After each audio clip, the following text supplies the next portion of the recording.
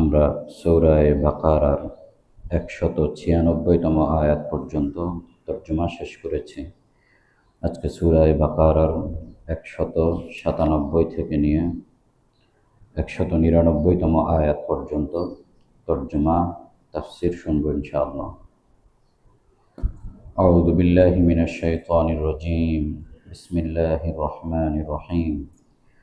আল হজ্জু আশহুরুম মা'লুমাত فمن فرض فيهن الحج فلا رفث ولا فسوق ولا جدال في الحج وما تفعلوا من خير يعلمه الله وتزودوا فإن خير الزاد التقوى واتقون يا أولي الألباب ليس عليكم جناح أن تبتغوا فضلا من ربكم فإذا أفضتم من عرفات فاذكروا الله عند المشعر الحرام واذكروه كما هداكم وإن كنتم من قبله لمن الضالين ثم أفيضوا من حيث أفاض الناس واستغفروا الله إن الله غفور رحيم। আল্লাহ তাআলা ইরশাদ করছেন, হজ নির্দিষ্ট কয়েক মাসে হয়ে থাকে। সুতরাং এ সময়ে যে নিজের উপর হজকে অবধারিত করে নেয় সে কোনো অশ্লীল কথাবার্তা বলবে না, কোনো পাপাচারে লিপ্ত হবে না এবং হজের মধ্যে কোনো ধরনের ঝগড়া বিবাদেও লিপ্ত হবে না। আর তোমরা কল্যাণকর যা কিছুই করে থাকো আল্লাহ তাআলা সে সম্পর্কে জানেন। তোমরা পাথেয় গ্রহণ করো, কেননা নিঃসন্দেহে উত্তম পাথেয় হচ্ছে তাকওয়া।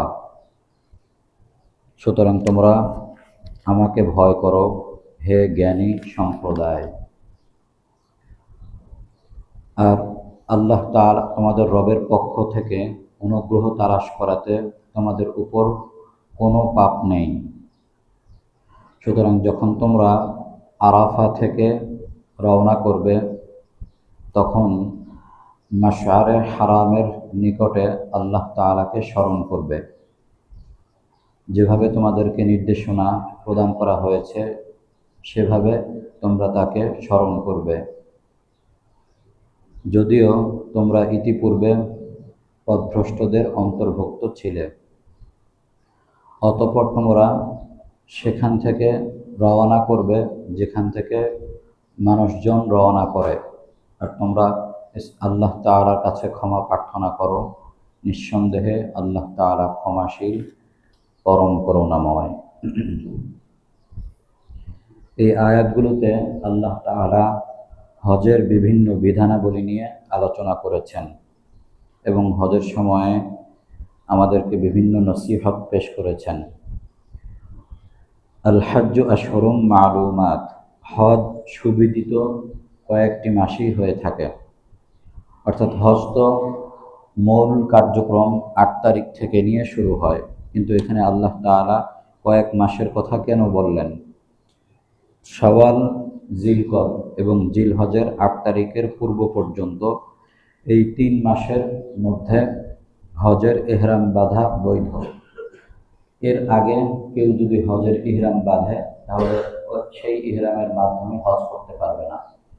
হজের ইহরাম বাঁধতে হবে এই 3 মাসের মধ্যেই। শাওয়াল যে এখন চলছে, এরপরে জিলকদ, জিলহজের 8 তারিখের আগ পর্যন্ত।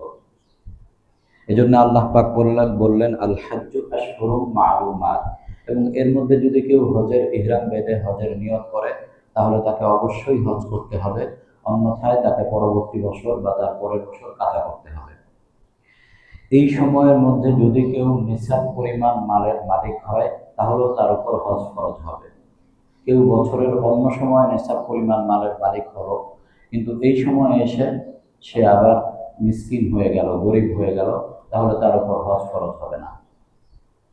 এই জন্য আল্লাহ পাক এই কথাটি এখানে উল্লেখ করলেন, আল হজ্জু আশহুরুম মা'লুমাত, হজ হচ্ছে নির্দিষ্ট কয়েক মাসের। ফামান ফারাদা ফীহিন্নাল হজ্জা ফালা রাফাসা ওয়ালা ফুসুকা ওয়ালা জিদালা ফিল হজ্জ।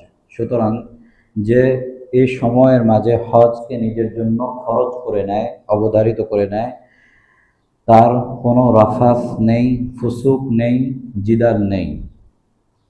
তো যে ব্যক্তি নিজের উপর এহরাম বাঁধার মাধ্যমে, হজের নিয়ত করার মাধ্যমে হজকে অবধারিত করে নিল, সে কোনো ধরনের রাফাস করবে না। রাফাস এর শাব্দিক অর্থ হচ্ছে লজ্জাজনিত কোনো কাজে লিপ্ত হওয়া, লজ্জাজনিত কোনো কথা, কোনো কাজ, এ জাতীয় কোনো কিছু করা। এর মধ্যে বৈধ বিষয়গুলো রয়েছে, অবৈধ বিষয়গুলো রয়েছে, অশ্লীল কর্মকাণ্ড রয়েছে।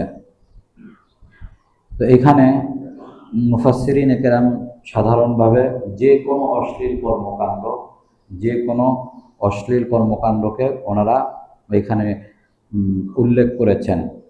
তবে অনেক মুফাসসিরিন কেরাম এটা উল্লেখ করেছেন যে যেহেতু হজের সময় যে সকল বৈধ লজ্জাজনক কাজ থাকে সেগুলো অবৈধ হয়ে যায়, যেমন নিজ স্ত্রী মেলামেশা এবং এই জাতীয় কার্যকলাপ বা এই জাতীয় কথাবার্তা যেগুলো বৈধ হওয়ার কথা ছিল, সে সকল বৈধ বিষয়গুলো অবৈধ হয়ে যায়।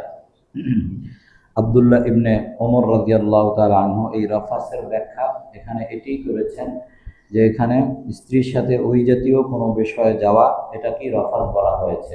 যেহেতু হজের বিষয়, তো হজের বিষয়ে ওই সকল বৈধ বিষয়গুলো যখন অবৈধ হয়ে গিয়েছে, তখন স্ত্রীর সাথে ওই জাতীয় বিষয়গুলো আলোচনা করা বা এই জাতীয় কোনো কর্মকাণ্ডের কাছাকাছি যাওয়া, সেটাও রাফাসের অন্তর্ভুক্ত, সেটাও অশ্লীলের অন্তর্ভুক্ত হজের ক্ষেত্রে।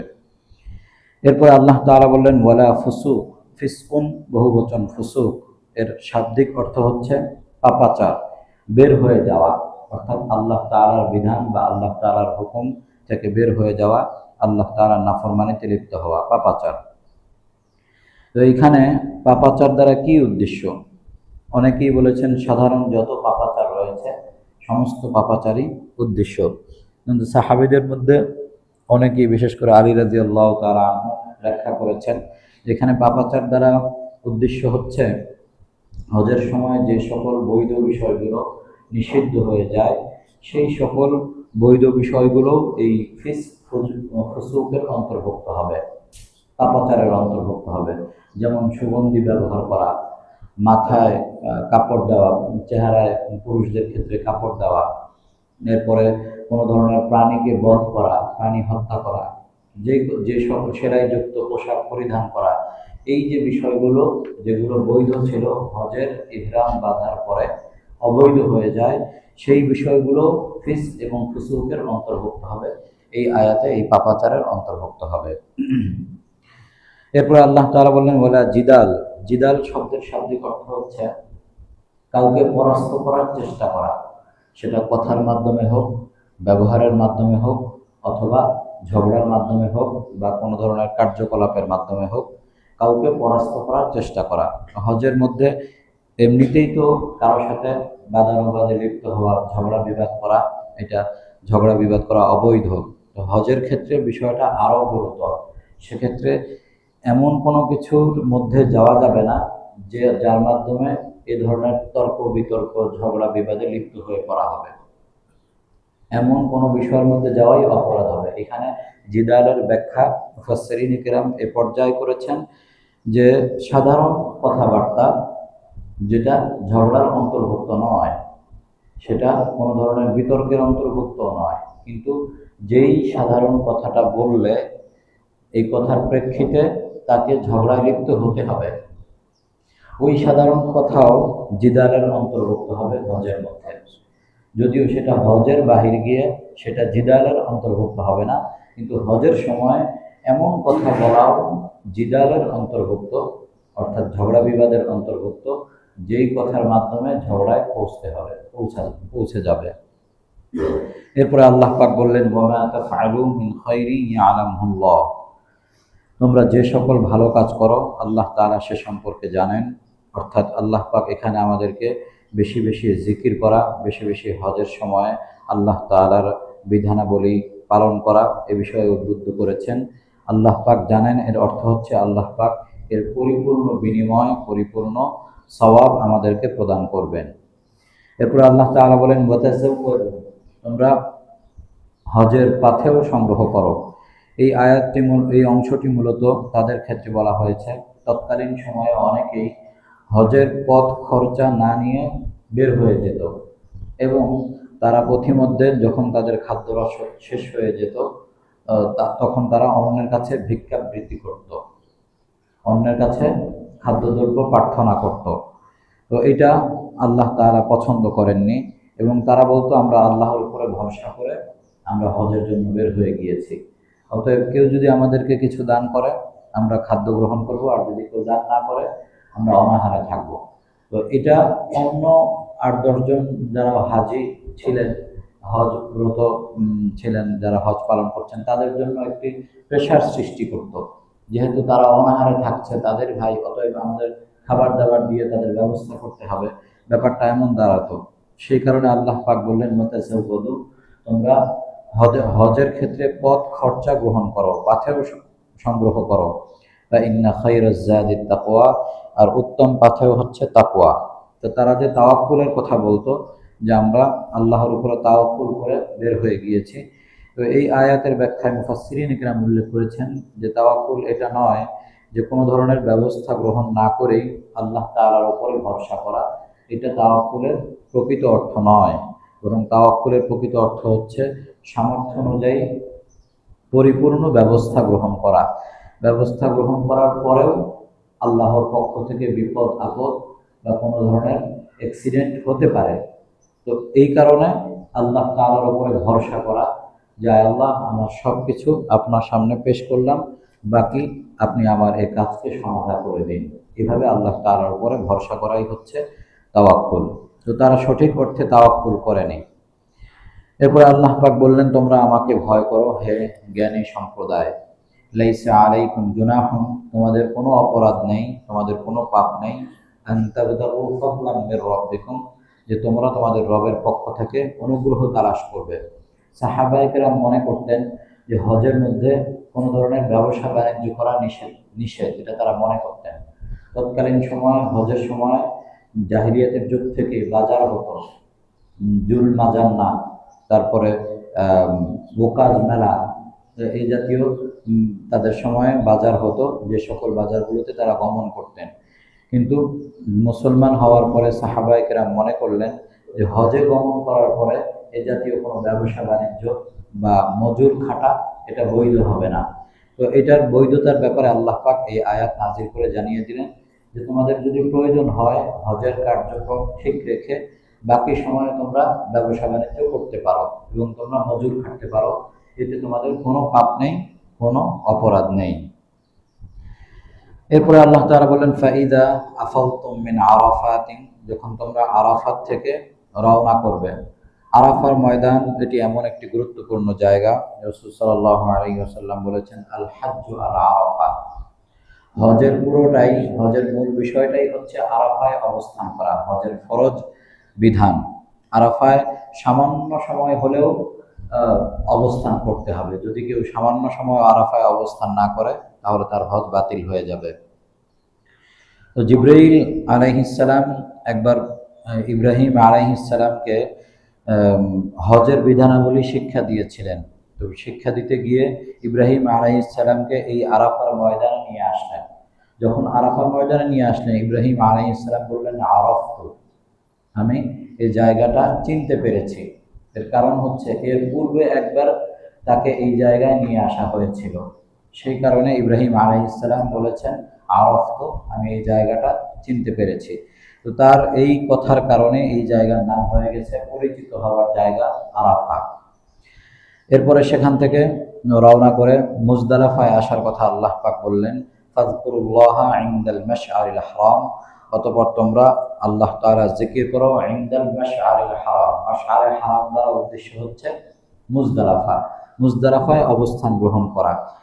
তৎকালীন সময়ে যারা মক্কার কুরাইশ ছিল তারা আরাফায় অবস্থান গ্রহণ করতো না, তারা মুজদালিফায় চলে যেত। আরাফায় না গিয়ে তারা প্রথমেই মুজদালিফায় জায়গা দখল করে রাখত, কারণ মুজদালিফা হচ্ছে হরম এলাকার অন্তর্ভুক্ত আর আরাফা হরমের বাহিরে।